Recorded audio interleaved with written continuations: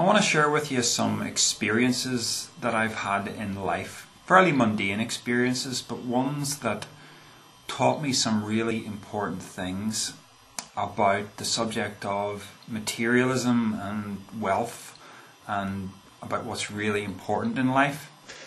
The first one is when I was about 25, I had a long distance relationship with a girl from England. And when I went over to visit her for the first time, stay with her for a couple of weeks, her house was just this sort of smallish house in the country. And I remember waking up in the morning and opening the window and looking out over the cornfields and thinking, this is fantastic. I'm a townie, this isn't really what I get, and it was just really beautiful. And I was there with the girl I loved and everything, and it was just, it's like for a little while you got to live on heaven on earth. And I remember sitting at the dinner table one day with her and her mum and dad. And I remember a conversation that her mum and dad were having with each other, talking about how they didn't have a lot of money and it would be nice to have a little of the good things in life. And I was just sitting there drinking in this wonderful experience for a couple of weeks of my life, and I couldn't help but think, whoa, you've got no idea just how good this really is. Or it's more perhaps that they've been in this situation so long that it no longer has the same impact on them that it was having on me there and then.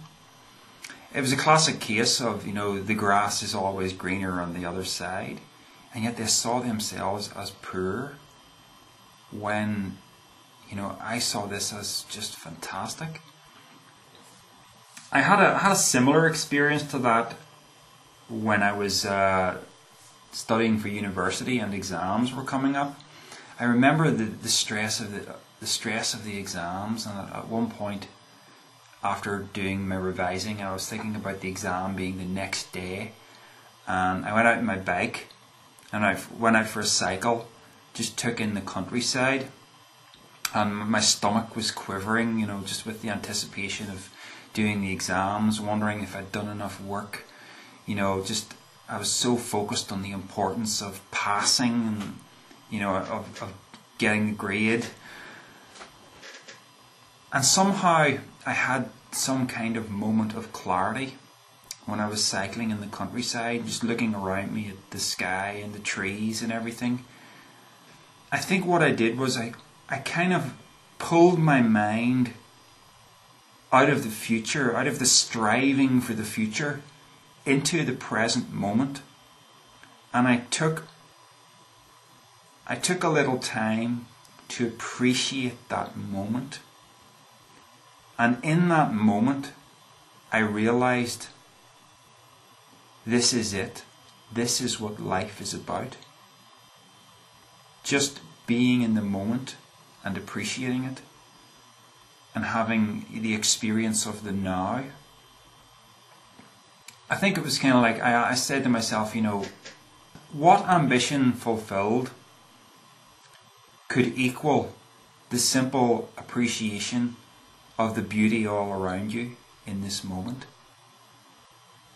What possession that you could possibly own could better, you being here right now, feeling gladness in your heart, as you move through nature. And I understood that, this is where it's at. It doesn't get any better than this. And all the worry about the future, about whether I get my exams and get a job, it was all suddenly put into perspective.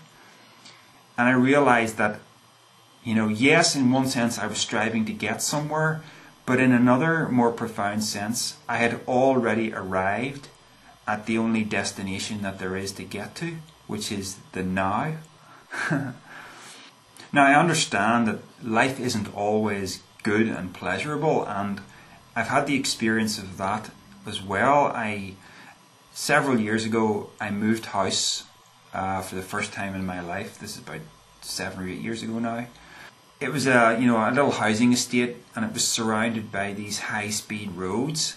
And I love to get out on a bicycle, and there was nowhere to go but these high-speed roads. Whereas what I had been used to was within 5 minutes I could normally have been in the countryside. Whereas I wasn't like that here. The whole experience of living there was just overall a bit of a downer. But about 3 years after living there, I was able to sell the house and move to another property, which was back in my old neighbourhood again. Now this is what I really want to draw attention to. When I moved in, the very next day, I took my bicycle and I went out and I cycled the old routes through the countryside that I used to do. Now I hadn't done that in 3 years. Reconnecting with that old experience was intense. And all I was doing was riding a bicycle down a road with trees and whatnot and fields nearby. It sounds so mundane, but I had missed that so much. And again, I realized something in that experience. I realized that the simple ability to do this, to take in nature like this and to appreciate it, was far better than any treasures that you could fill your house with. Yet what do we spend our lives doing? We spend our lives accumulating wealth and possessions and putting great importance in these things. If only we could just step back a little bit and reconnect a little bit with nature, we might realize that all of our wealth is pretty much worthless in comparison to the free gifts that are right there for everybody. We're here in the now, and we need to start appreciating the now for what it is, because the future is nothing except your own imagination of all your hopes and fears. And yet people seem to live, maybe 80 or 90% of their lives focused entirely on the future, and they totally miss out on the present that's right here. And it's actually the only thing that really exists, the present moment, the now. And I often think we can learn a thing from the behaviour of children, especially very young children. Like if you think about a little boy, building a sandcastle on the beach, he's just, playing. He's stuck there in the moment. He's not thinking about, what am I going to do when the tide comes in, or is there any way for me to keep this sandcastle? He's just stuck right there in the now, playing. And that is what I think life is supposed to be. Playtime in the now. And yet when we start getting educated, we start focusing on all the things that we have to do, all of the responsibilities that society and life in general throws upon us. All of our focus then disappears from the enjoyment of the present moment, and we get completely consumed with serving the future, and the future being the future never becomes the present. And so you're basically, you become a slave to something that isn't even real and is never going to materialize. I've taken great strides to uncomplicate my life. I don't have a car, which means I don't have all the admin that comes with owning a car.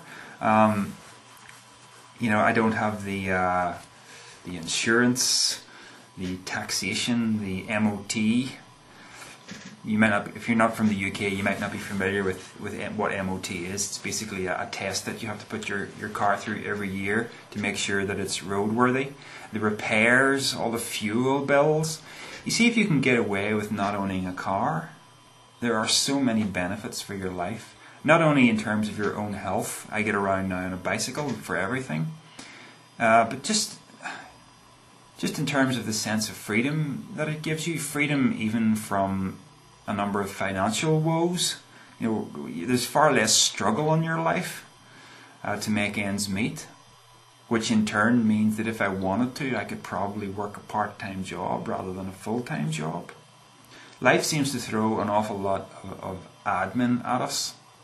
That's only modern life I'm talking about, of course, because in the past we've lived in dramatically different ways, and there's a large part of me wants to reconnect with that, to make life as uncomplicated as I can, so that I can spend as much time as possible in the now.